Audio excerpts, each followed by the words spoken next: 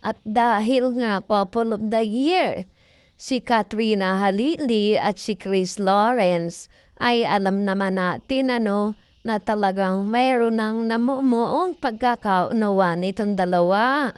Dahil mag-ex sila, 12 years sila nagkahiwalay pero ngayon mapupunta na ulit sa forever. At marami talagang nag-aabang dito, no? At maraming natutuwa sa kanilang pagbabalikan.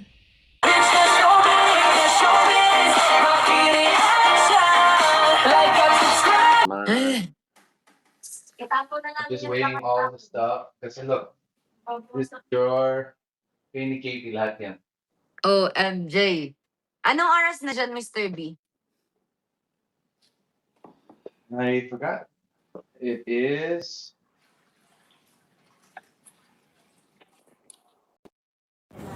Uy, nawala si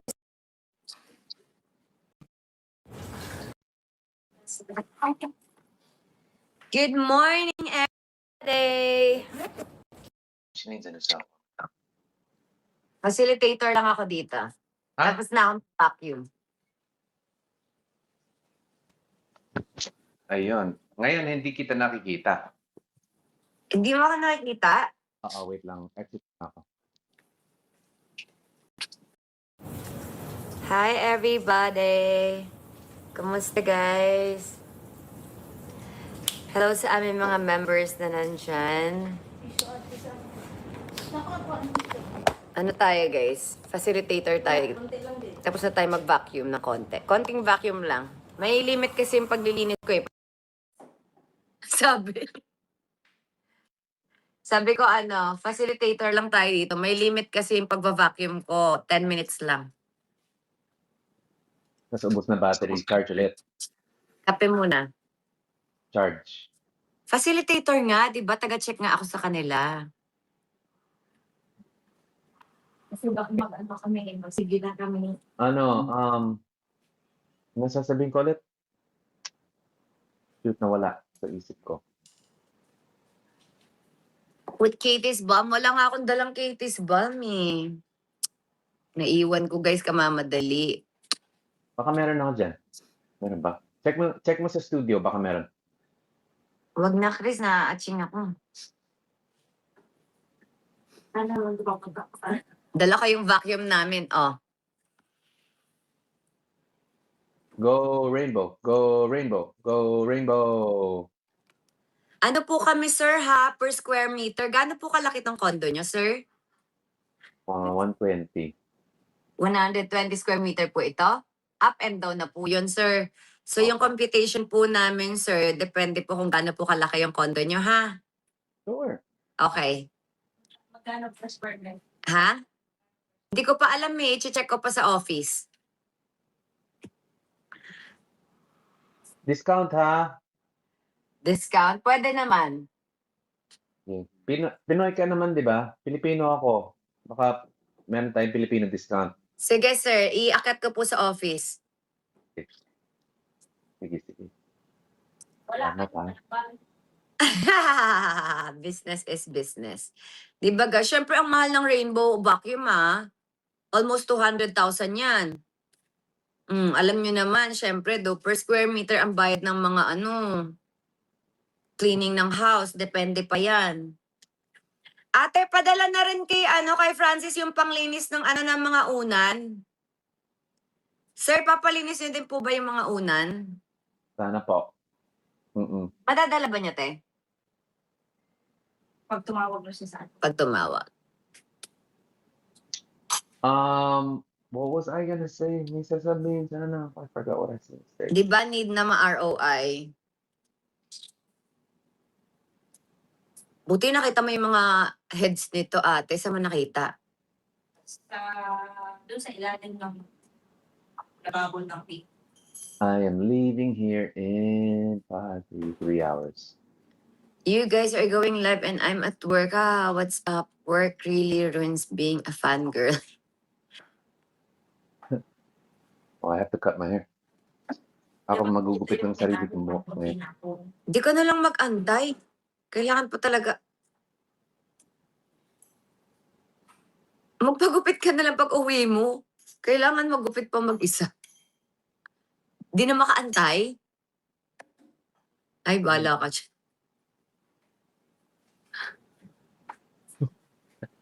Ang kati ng forehead ko. Ay, forehead ito. Namulat tuloy. Anong, ano yun? Assessment si Katie, naku, kanina ayaw niya nga pumasok eh. Say ko, anak. Sabi, Hala, Congrats sa video mo.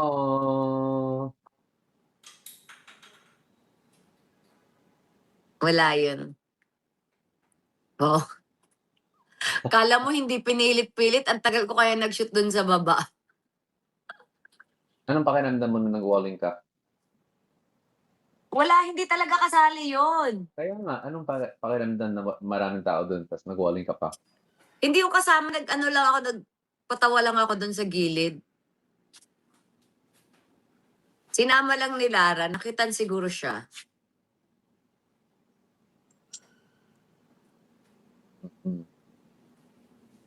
Ganda ng video.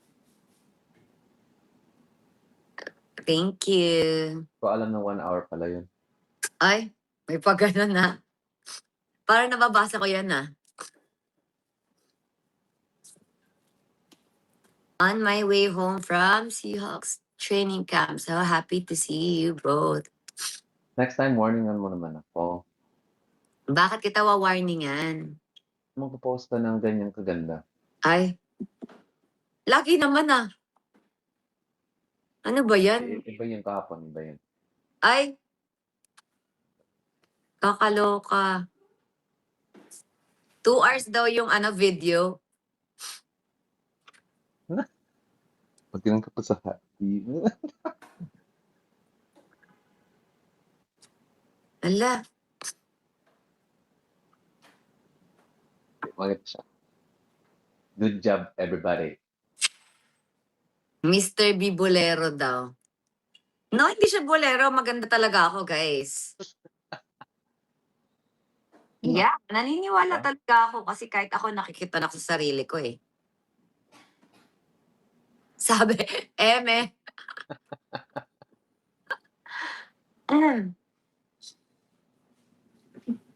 From Egypt! Alright. Ang daming nag-i-email sa akin na gusto manood ng birthday. Thanksgiving na lang. Ayoko na siyang tawaging concert. Baka akalain pa ng... Oo nga, Thanksgiving mas maganda. Akala nung iba concert talaga siya. Oo, Thanksgiving mas maganda. Oo, Thanksgiving po Yun yung siya. tamang word. Hindi po siya concert. Tinawag lang namin siyang birthday concert kasi birthday nila and kakanta kasi. So wag natin tawaging birthday concert kasi wala naman kaming TF doon. Oo, Thanksgiving. Oo, mismo yun. Para sa mga lang yun, KKK fam, sa mga tao namin. That's perfect term. Impressed with Mr. B's reaction. Was so cute. Mr. B, sasayawin mo yung Keep Bleeding Love ah. Basta nandun ka. Sige, paano steps natin? Ikaw nga yung gumawa ng steps. Ikaw makaturo sa akin. Alam mo na yun eh. Alam ko na yun eh. Yung iba. Ay. Wait. Sige. Mag-isip ka naman, kailangan gawa din tayo ng parang ganyan. Iba naman. Saan naman tayo tatakbo-takbo? Ay. Ano? Dali, saan naman tayo tatakbo? Ano? Dapat gawan mo din yung mo eh. Gawan natin yung mo, yung kanta mo. Sige. Sige. O, wag na yung wag na yung Bleeding Love. Wala na. Kanta mo na lang. Oo. Ako din black. So, para lang Oh. talaga sa inyo yun, guys. Para lang sa mga nag-request. Pero, wala talaga yun. Bakit? Remake If You Go to Japan daw. Ooh. And wala eh, may taping ka. Hindi ka pwede. Dapat wag na yung keep bleeding, guys. Kasi yun eh. Alam ko na, wala ng music, a cappella na lang tayo. Sasabihin, "Keep bleeding." Ay, Tayo ng kakanta. parang ang pangit.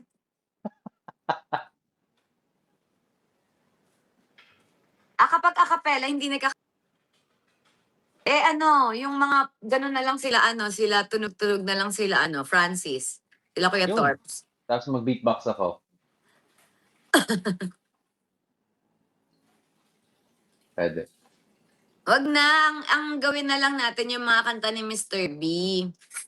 Para at least may Pwede. credit sa kanya. Pwede. Tigilan niyo na yung Keep Bleeding Love na yan, guys. Or, Unlove na lang, Unlove. Tsaka yung yung mga ibang kanta na lang. go. Gusto ko yan. Ano yun? Nakatayo doon, sa gitna.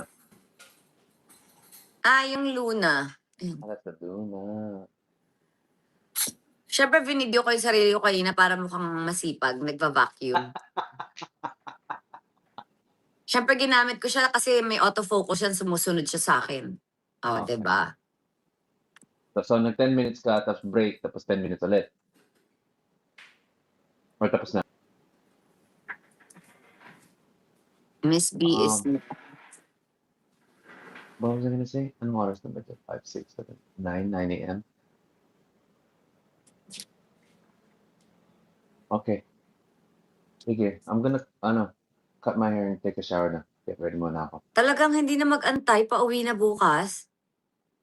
Oo. Kailangan fresh yung... We always have to have a fresh cut. Guys always need a fresh cut. Go.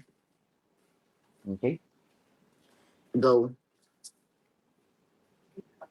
Okay. Baka pumunta si Kuya Torps mamaya kasi baka yung van matatapos At na mamaya. bukas na nga ang flight ni Mr. B Okay. pauwi ng Pilipinas. Kaya excited na ang lahat. Nakakatuwa naman at kailangan talaga magpagupit na ni Mr. B para nga naman pogi at fresh siya sa paningin ni Miss Katrina.